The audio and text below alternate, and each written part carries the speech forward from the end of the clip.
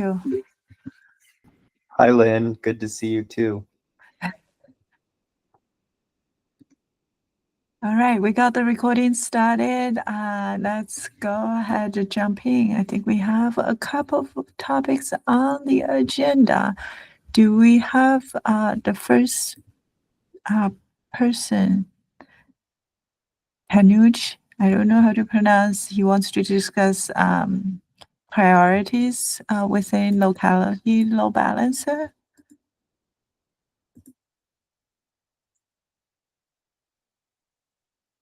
I don't think he is here. Okay. All right. Given he is not here, let's jump to the second topic. Do you have Keith on? I don't see Keith either. Let me double check.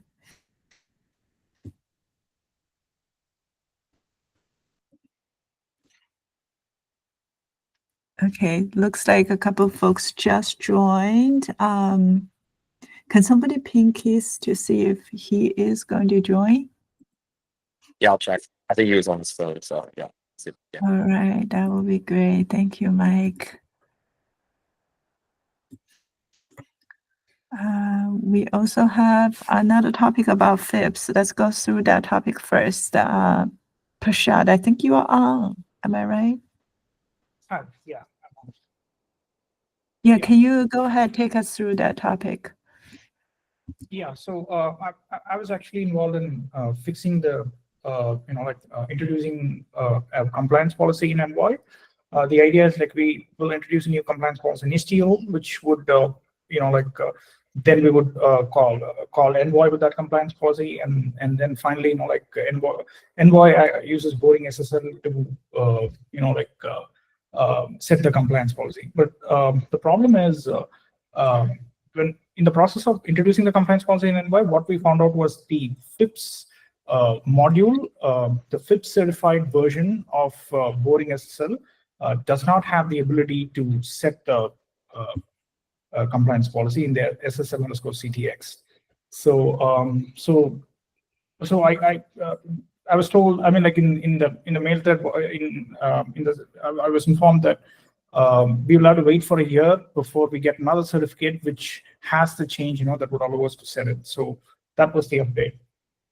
In the sense that I was just trying to find out if there's any other way of going about it, but this seems to be we'll probably have to wait for a year for us to actually set that compliance policy.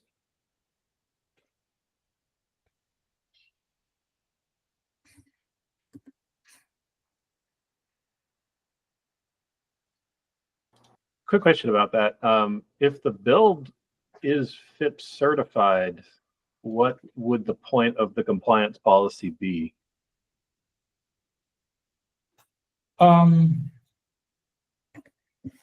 Yes, like my understanding is like if it's a FIPS certified build, it can only support the FIPS required primitives, right?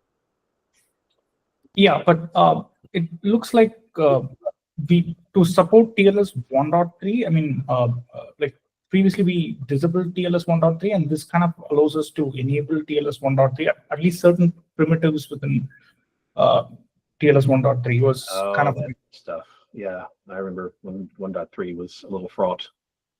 Yeah.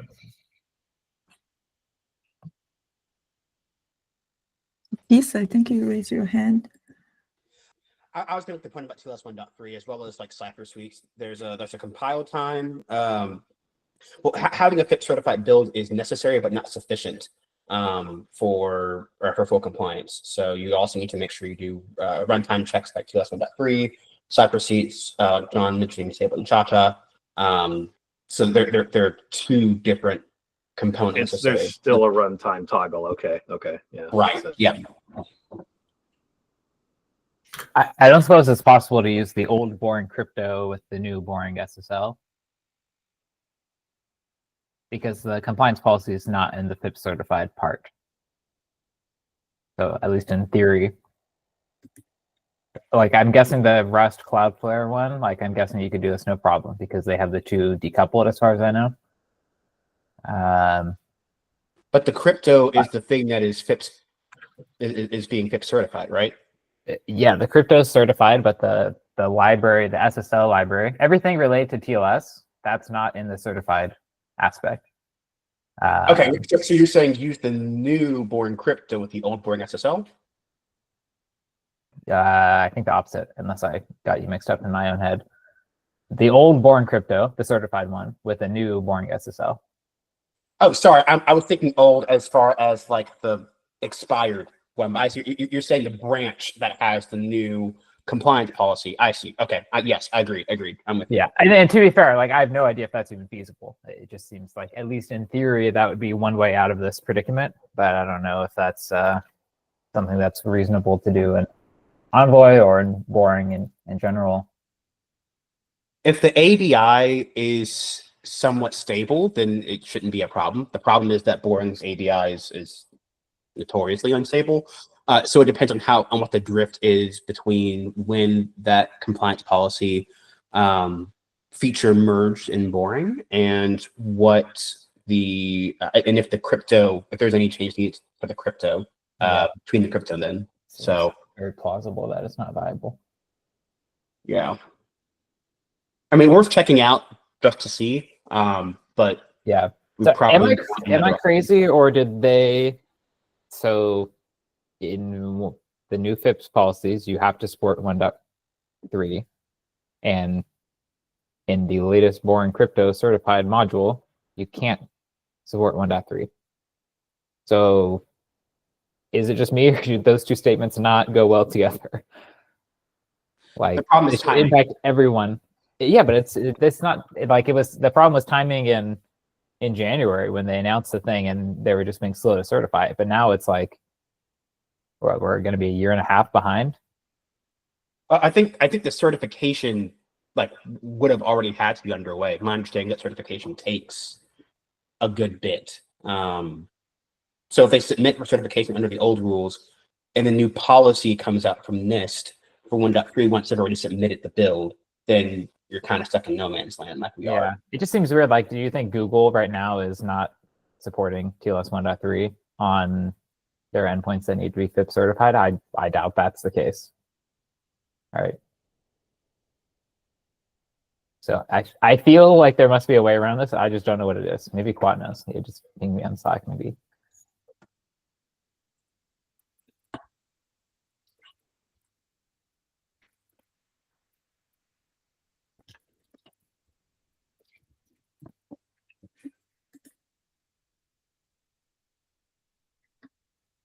So what's the recommendation for this? Do we need to follow up with the Google team to see if they have a way to get around this?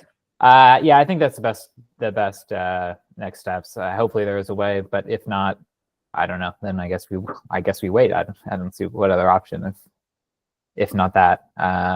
Thank you, Prasad, for looking into this and doing all this work. It's super valuable. Sure, thank you. Yeah, thank you so much, Prashad. So Prashad, do you feel comfortable to reach out to people like Quad or Justin from the Google team to follow up, see if they have any recommendations? Sure, I can do that. I don't know exactly who they are. I mean, like, can you please give that handle or something so that I can? Yeah, I'll set something up. Yeah. Okay, perfect. Sure, thanks. Yeah, thank you, John. Quad just joined, actually. Do we want to ask Quad the question Yeah. now? Hey, Quad, thanks for joining. So the context here is we're trying to update to the newer FIPS certified module that got approved a couple months ago. As part of that, we want to enable 1.3 now that we had thought that it was possible with the newer module. And the idea was that in order to do that, you call the set compliance policy function so that it disables cha-cha poly in TLS 1.3. It might do some other things, but at least that's the most obvious one. The problem that we found is that the certified version doesn't actually have that, like the most recent one that was certified a couple months ago, doesn't actually have a set compliance policy. It looks like it was actually added later. Okay. Yeah, So, I feel like, is there anything we can do, or we just have to wait till the next year when they verify the next one? I think you have to wait. I mean, if it's not there, it's not there. We can't really do much about it. Yeah, I feel like the messaging that we had heard and maybe this was just made up by me, completely wrong, was that with this new module, we'd finally be able to do TLS 1.3. So Yeah, I thought so too, but I guess we can check when it was added, and if it's not added, then it's can't do much about it. yeah. So and one thing we had thought maybe you could do is like, do you know if it's possible to use an older boring crypto with a newer boring SSL, or is that like a unsupported version SKU? You can do whatever you want to anything related to TLS and not crypto. It's just it's not clear how that's going to be maintained and supported. Yeah, no, I know from like FIPS standpoint you could do that. I just wasn't sure if that was like a viable path for Envoy to do. That's all. Well, I don't think anyone in Envoy would vouch. Yeah. To fully support that kind of TLS modification. So this set compliance was added in 2022 June.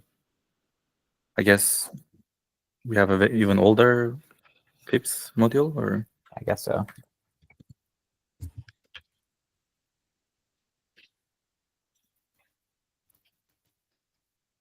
yeah, it takes about 2 years or 2.5 years to get FIPS. So I Yeah. can imagine. That's a long lead time for sure.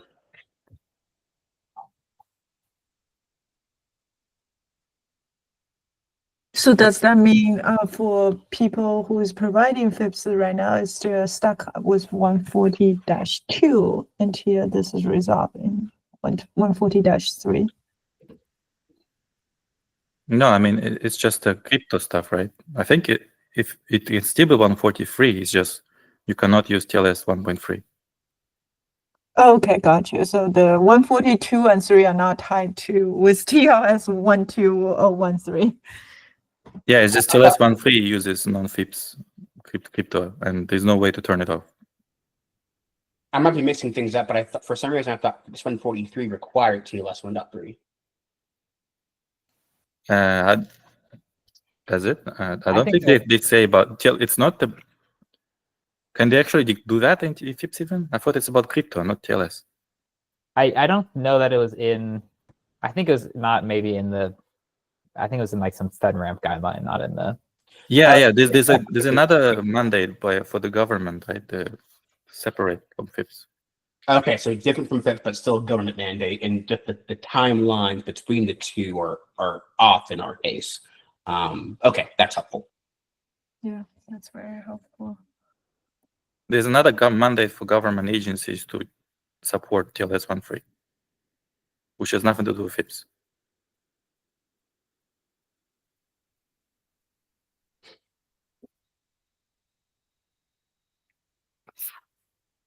All right, is there anything else we should be discussing on this topic?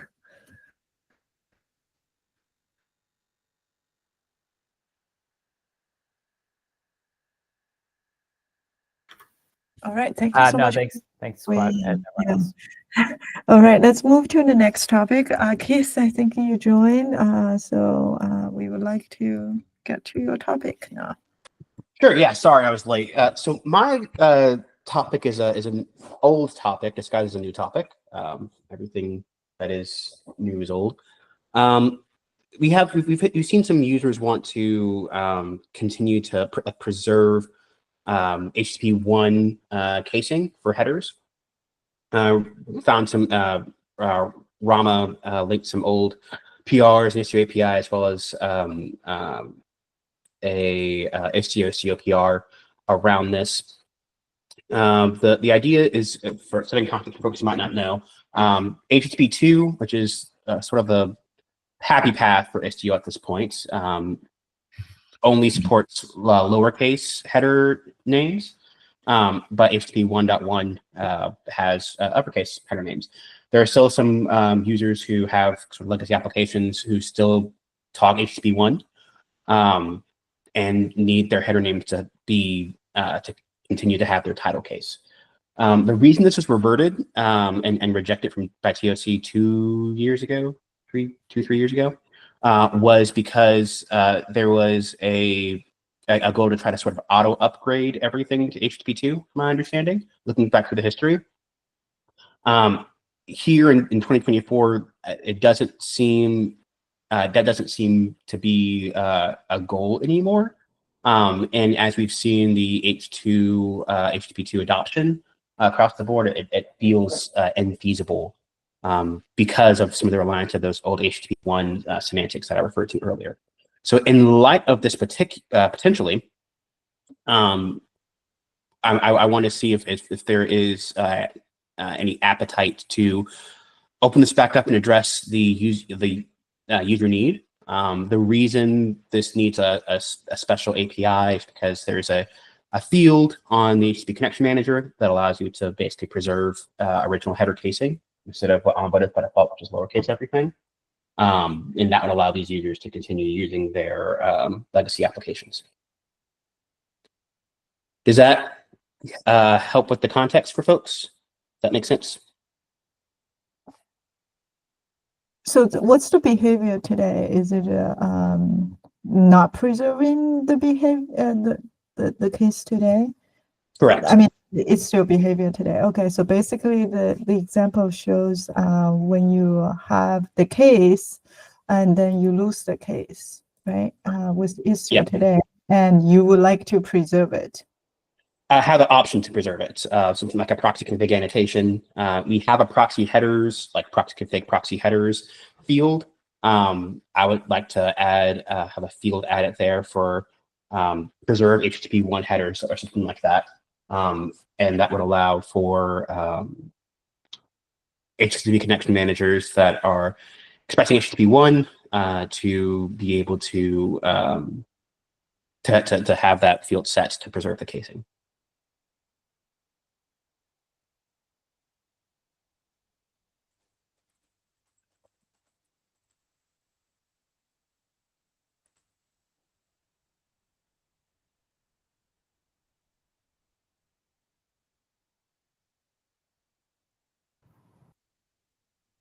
I think the problem with that was that you can never upgrade to H2, then you're forever stuck with HTTP1.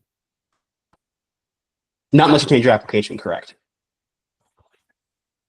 Well, it's a network, so like every connection to that application is forever stuck in HTTP1. Yes. But if my thinking is if you're relying on header casing, that's, you're stuck with HTTP1 regardless.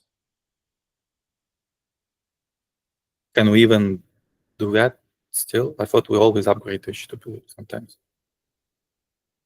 I was under the impression that we didn't, but if we do, then yes, that would be a big blocker. We don't have any default automatic upgrading to H2. We have ability to opt in. And obviously along some hops, you may do it. Or for one thing that gets a lot of people that actually use this option is that there's no way to turn off the, what's it called, advertising HTTP2 over on the TLS for Ingress Gateway. Mm-hmm. So like every browser, or really any client that is modern, is going to do HTTP2 to the gateway. And so we see a lot of people turn on this feature through like envoy filter, and then like, what the hell, everything's still lowercase. Like, yeah, it's HTTP2 like we said. This doesn't work for HTTP2. And then their next question is, how do I disable HTTP2 on the gateway? And our answer is, well, we don't support that. So, and it works mostly fine in the mesh, but yeah, I think and filter is not the right way. So you probably need it in tandem with this, a way to disable HTTP2 as an API, because otherwise it doesn't really work if you just do this preserve casing on one hop. Well, my understanding was it works in sidecars, but not with gateways.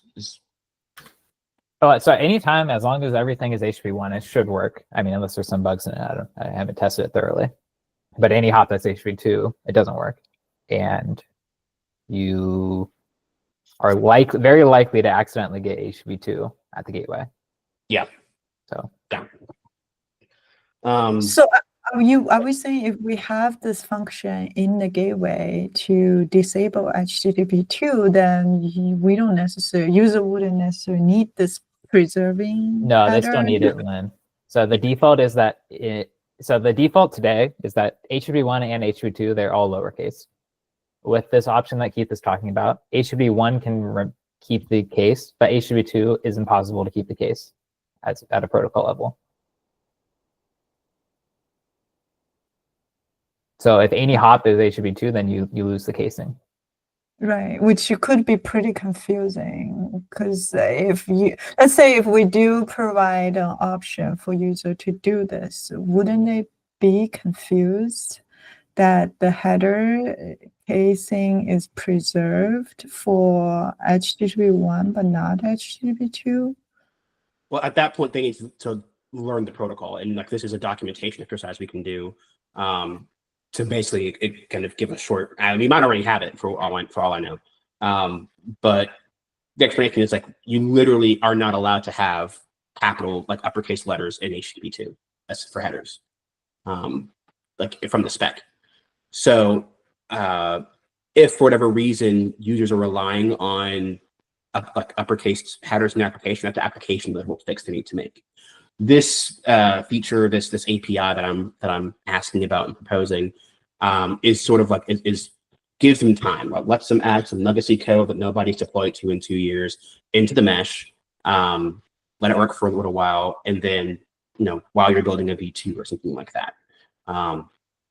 My suspicion, or sorry, my gut feeling is that you don't start with an API to disable HTTP2 at the gateway. I feel like too many people would use that and not realize the impact it has on their throughput. But I think for now we can get pretty far with just allowing it for what do you call it? For sidecars. There you go.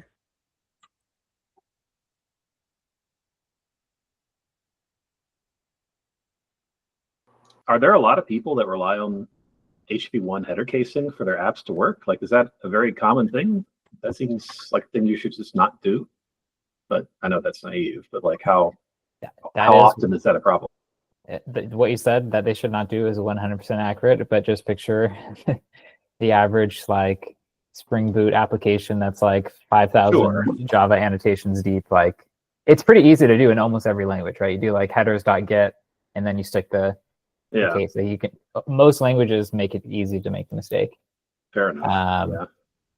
Now, should they fix their apps? Yes, but it's also, do we have people frequently report that problem? Like, do we have any insight into how often people hit this and come to us with? I just have anecdotes. Like, I know for sure it's not one person. I've heard it from quite a few people. Okay. I think we hear it less now, probably because we have some sample envoy filter somewhere, and I'm imagining that people are just using that, and now they stop complaining about it and just apply the envoy filter, so we don't hear about it as much. But Samir, do you have perspective? Yeah. For what it's worth, we ran into this issue. This is we've been running Envoy for almost 6-7 years. When we first adopted Envoy on HTTP1, we had to patch Envoy to fix this while we work on patching all our microservices for us to do lower casing headers. We have moved away since then because all microservices now supports lower casing, but we do still use HTTP1. And I've been reluctant to do enable HTTP1 to HTTP2 upgrade by default, given I haven't been able to find enough case studies to figure out, hey, what kind of problems I could run into once I do that. And we have like 500, 600 microservices, and we would have to look back and see if once we want to go to HTTP2, we want to see if all of them can, or like parts of those can support upgrading and downgrading if we turn on HTTP2 by default, or the upgrading. That's really helpful context. Thank you. So to kind of, if I can ask another question on the experience suite, would you say that an API to allow you to preserve casing would have been helpful for you instead of having to patch Envoy? Yeah. I think again, I think like for us, our setup is also it's not small, but it is pretty big. So it'll be helpful to have something like this. I do understand there is if the request does goes through HTTP2, users would see in some cases the headers are lowercase, but I think someone who's running the mesh, they probably know some of the expectation that comes with HTTP1 and HTTP2.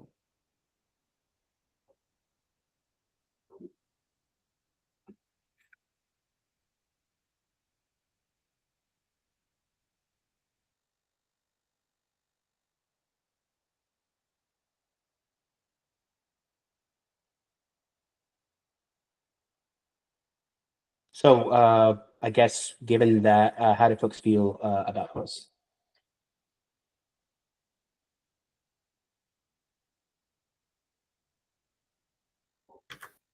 I mean, I hate it, but it might be pragmatic to do it anyways. Can you refresh my memory? What exactly do we have to, like in terms of Envoy config, do we have to change every HCM and then every upstream cluster as well? I believe that would be the. I believe that's the case they have in the documentation. I think for. Yeah, if you prefer, because that's where Envoys are going to change it on inbound and outbound on listener and cluster. So yeah, we'd have to change it for both for every for that proxy that is selected.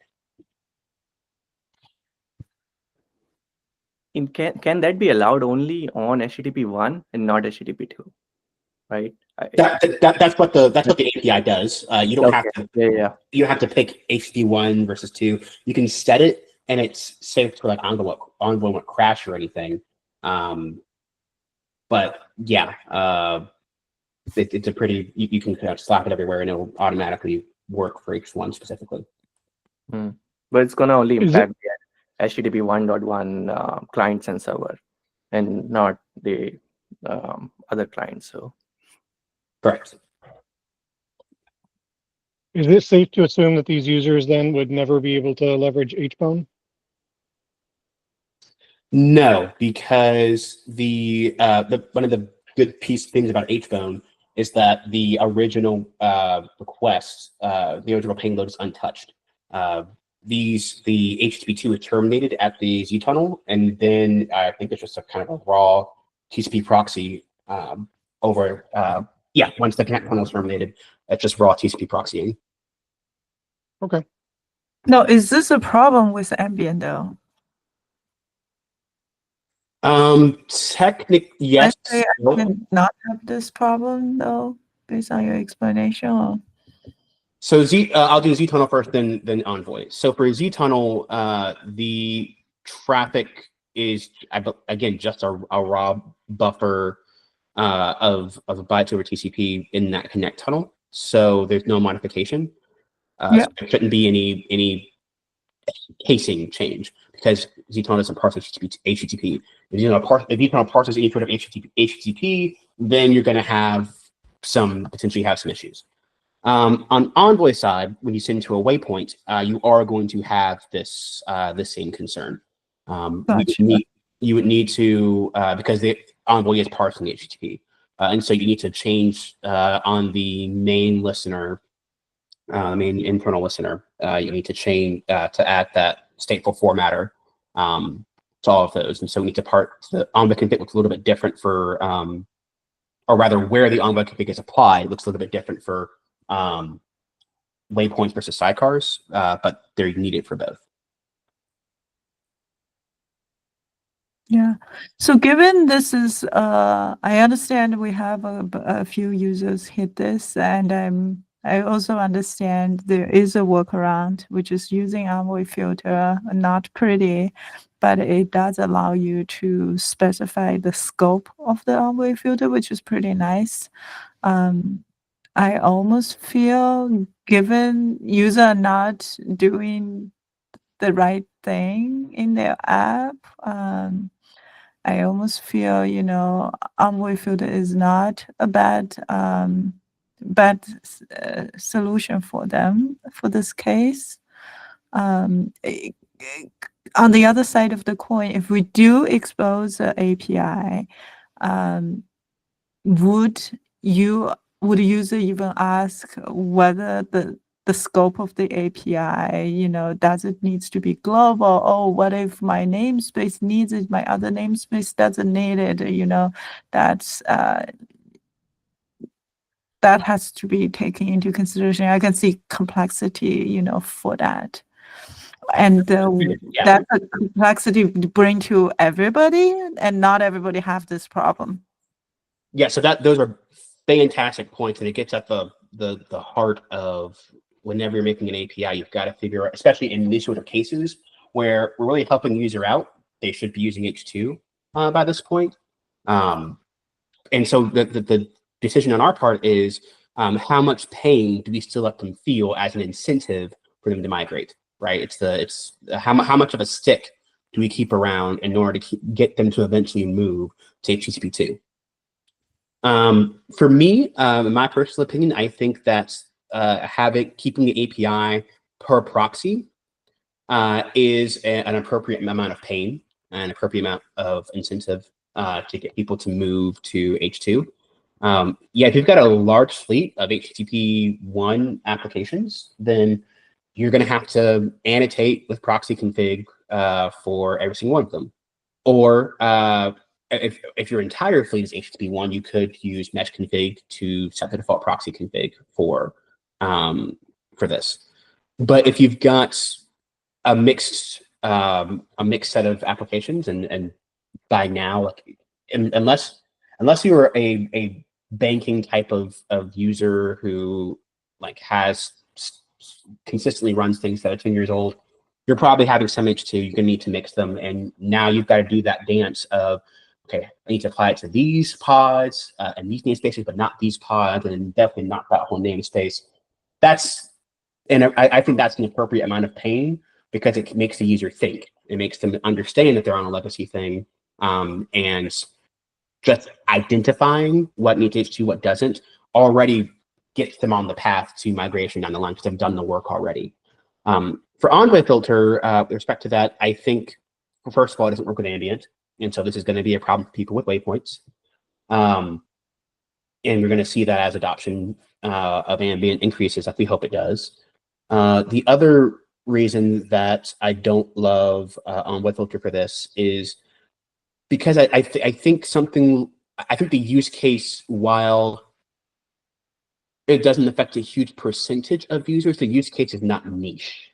I think this is a very valid use case where there are business requirements and constraints preventing people from changing their application or disincentivizing from changing their application.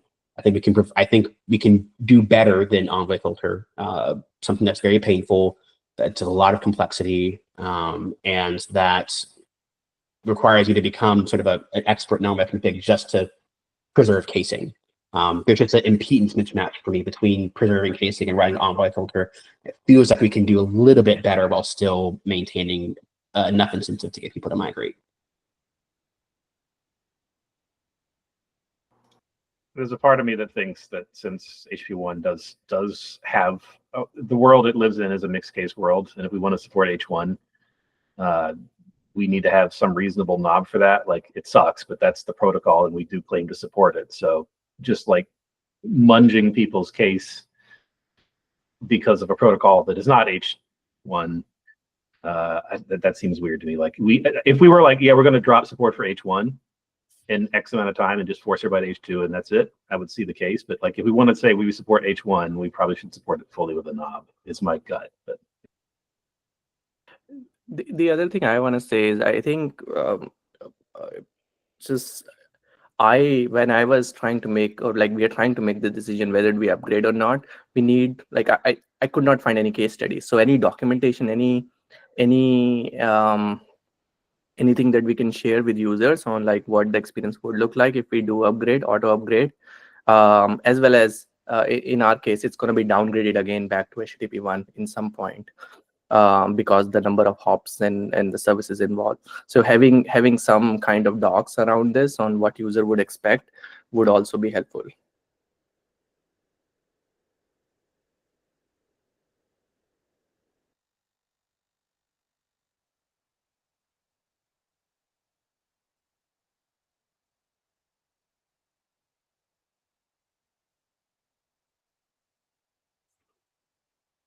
Yeah, I'll agree that feels like there are a lot of docs around on HTTP2, but not a lot of practical. I think case studies is a good word there.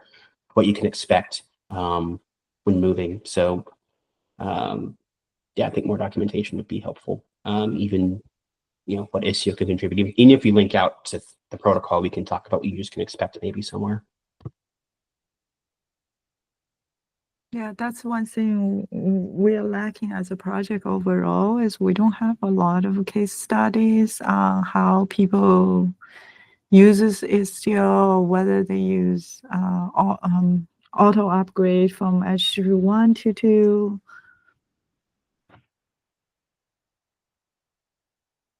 So, Keith, I think what you are saying is if we actually propose an API, you would just do a global API. There's no point to do a scoping of the API because that adds increasing complexity. Yes, with the small caveat that because my idea for this is put this in proxy config, it would either be hyperlocal, meaning that only applies to a particular pod of the annotation or deployment of the annotation, or hyperglobal, meaning it's in the default proxy config and mesh config, no in between, no selectors, no anything like that. It's either one or the other. Okay, so you still want some type of scoping as well. Yeah, but just to be clear, it's what is being proposed here. Like, there's actually two parts of it. It's which clients do this, and then for which destinations. So what Keith is saying is that you can configure it per client, which I perfectly agree with. This belongs in proxy config if anywhere, but not per backend. So if I set this on the Ingress gateway, for example, every single backend it calls, it will preserve the case, which For is fine, I think. For H1 only. But yeah, for H1 only, yeah. It goes without saying, but yes. Like in theory, if this was like a super critical core use case for Istio, like it would probably make sense to do it per backend in case you have like one specific legacy backend. But I think that's not warranting complexity in our API given this is already kind of borderline anyways. So I'm perfectly fine with that. So if you say applies to one client, but applies to all destination for that client, how do I visualize this with waypoint, given the waypoint is on the destination side? Well, the waypoint's the client, so you apply it to the waypoint. Okay. A client was maybe the wrong word. It applies to one Envoy proxy. Right. Yeah. Because Envoy. In the case of, Go ahead, sorry. go ahead. No, I was just trying to think. So, which in the case of the sidecar is the client sidecar, but in the case of ambient with waypoint, it's waypoint. Yes, because with ambient there is no client-side HTTP parsing. So Right. so Envoy, whenever they get headers on inbound or outbound, client or server, it's going to automatically make all the headers lowercase. With ambient, you don't care. Well, in a well-behaved HBone client, if the original application sends a uppercase header, in ambient we don't care because these tunnels just going to pipe TCP through. It's tunneled exactly. So we only care about the server side header down casing that Envoy does in the waypoint case. So it's really just all just the waypoint. So yeah, I think the proxy formulation of the terminology is better. Hopefully that made more sense than it confused. I confused myself at the end. No, that makes a lot of sense. Yeah. And so again, the API would actually be very coarse. It would just be preserve. I envision a bool preserve HTTP1 case, but because of how proxy config is implemented, it can be an annotation. It would be per workload, or it could be in mesh config. You can set what the default proxy config is for the mesh. So that would be your global option if for whatever reason you've got a ton of legacy applications and you just want to preserve casing everywhere. Yeah, and I'm not sure if this works for waypoint because I never tried it. I assume you could potentially put annotation of your proxy config on the waypoint as well. Yep, the proxy config is parsed by the well, Istio parses it, but yes, it should work for waypoints as well. Okay.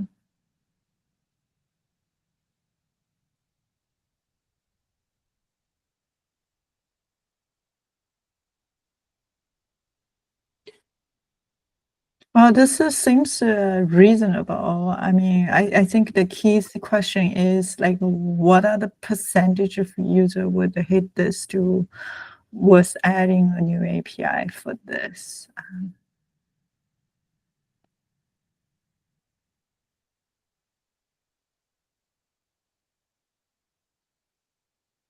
And I assume, Keith, if you or Microsoft would be interested in doing the work, if Oh if yeah, the- we'll implement this. okay, There's a okay, there's a proposal for an implementation, not just someone should go do it. We'll do it. okay.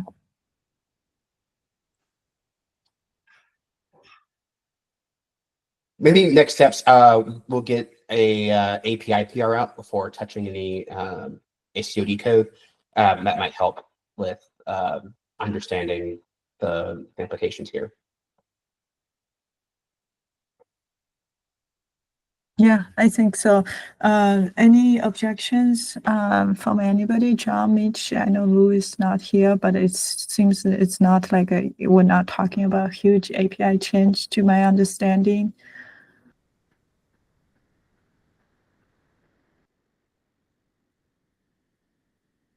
All right, that sounds good. I don't hear any objections. So Keith, we like your next step. So either you put a small doc or maybe put a simple PR as draft for the proposed API change. Awesome, thanks so much.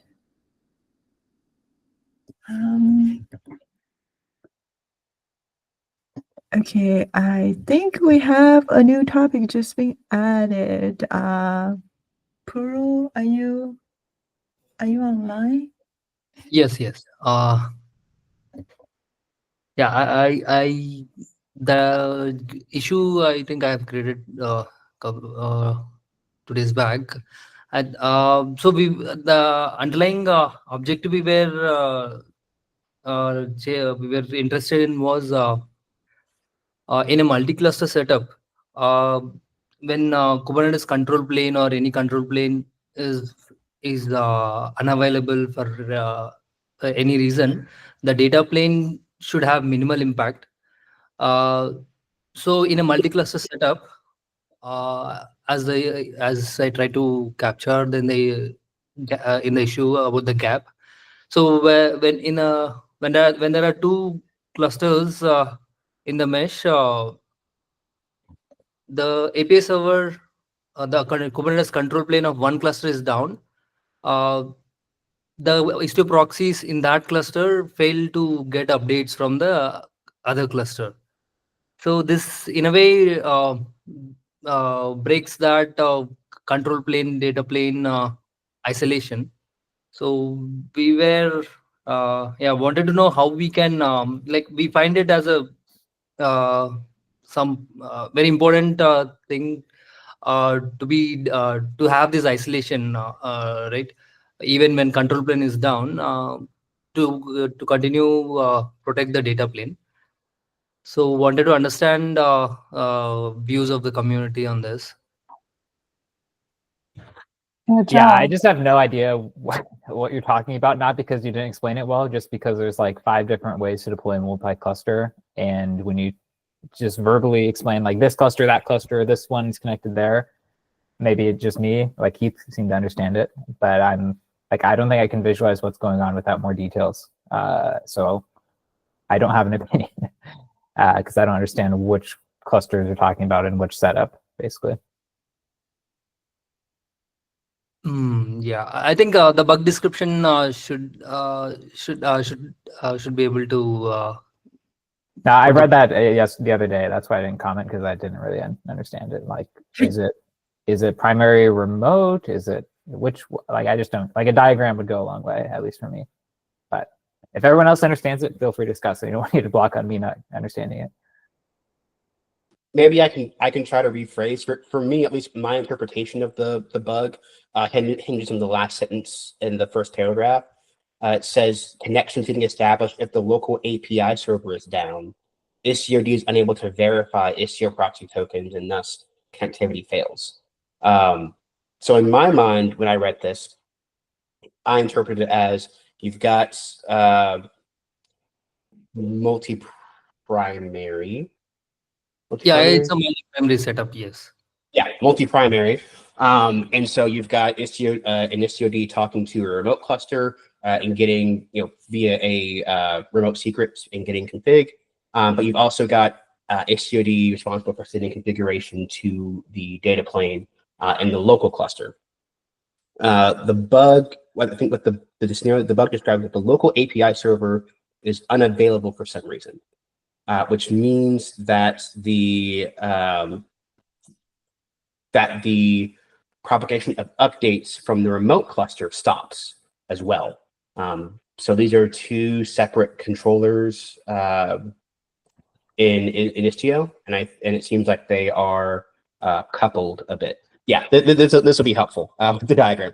And so if I think that's the complaint, is that who wants the remote cluster to still have configuration coming to the local Istio, even if the local API server is down.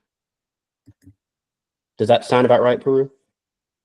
Yes, correct. So in multi-primary, Istio is talking to, yes, correct, the API server of local and remote.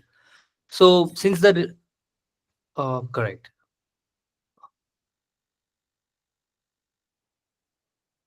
No, the cross-cluster Istio to API server is still available. So you can mark one of the API server as down, not the connectivity. One API server availability. So this one's down? API server itself is down. Yeah. Okay. Which one, the local or the remote? Yeah, local one. You can consider the local API server as down. Okay. And then what, is this proxy down, or is it the proxy in the other cluster? The proxy in the local cluster is up.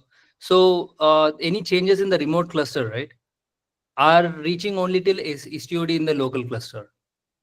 Say in the remote cluster, there's a pod churn, right? And new pods are coming off a particular service. Okay, so this changes and we don't get an update over here? We get till Istio because that API server is up and Istio in the local service is also up. But the proxy, right, after 30 minutes, after go away or keep alive connection duration, right? Yeah. So proxy has to reestablish connection with Istio. Okay. So that reestablishing fails because the local API server is down and Istio cannot verify the tokens. Okay. So now this proxy doesn't get the updates that are reaching till local Istio, updates happening in the remote cluster.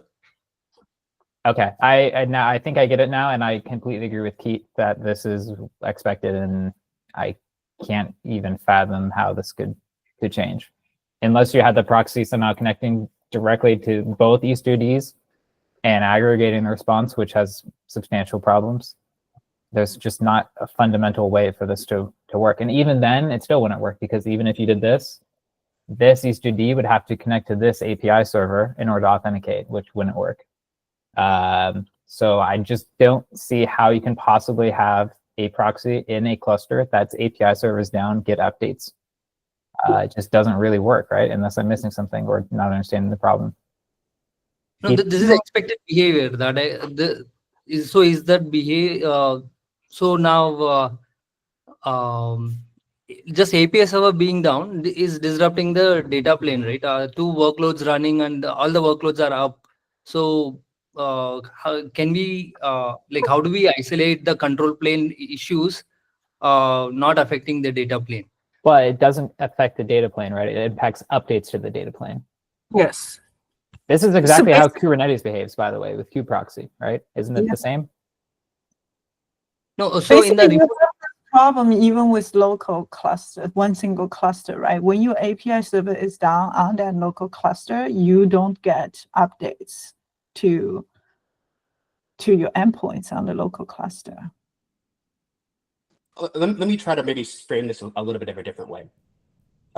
Because it's not, so Puru, what I'm hearing from you is that you are wanting to ensure that there is control plane, data plane separation, and that errors on one don't propagate to the other. Is that correct? Not the errors. So in this case, the remote cluster is still up and healthy, right? There are the state of the workloads is changing there, Sure. right? So the clients, in the local cluster, there could be potential clients of that services, right? So they will stop getting updates because of the local API server being down.